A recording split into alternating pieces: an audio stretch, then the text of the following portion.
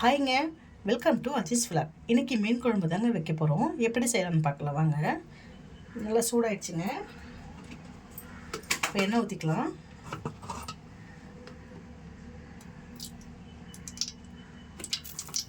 கடுகு தம்பரம் போட்டுக்கலாங்க. வெந்தயம் போட்டுக்கலாங்க.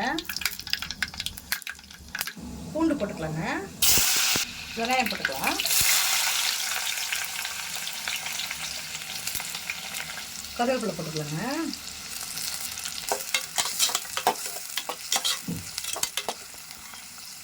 புளி ஊற வச்சுருக்கேங்க. இப்போ தக்காளி இதுலேயே பிசைஞ்சிருக்கலாம். 2 தக்காளி போட்டுக்கோங்க. நல்லா பிசைஞ்சிக்கலாம் புளியிலேயே. கத்திரிக்காய் போட்டுக்கலாங்க. உப்பு போட்டுக்கலாங்க.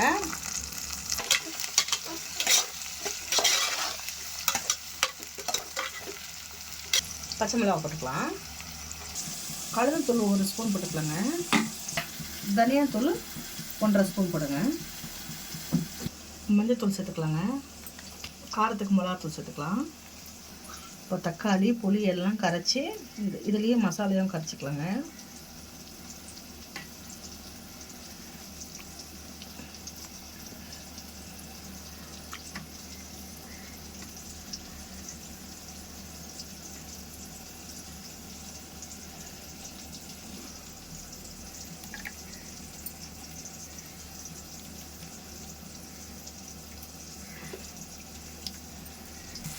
இப்போ இந்த தண்ணியை ஊற்றிக்கலாங்க.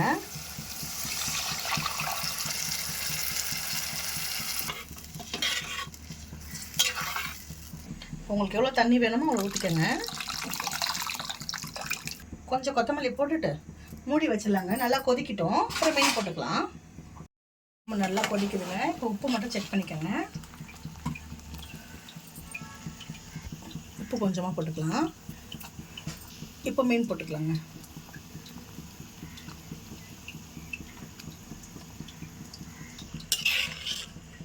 மீன் போட்டு நல்லா கொதிக்கிட்டோம். இப்போ கொத்தமல்லி போட்டு விட்டுடலாங்க.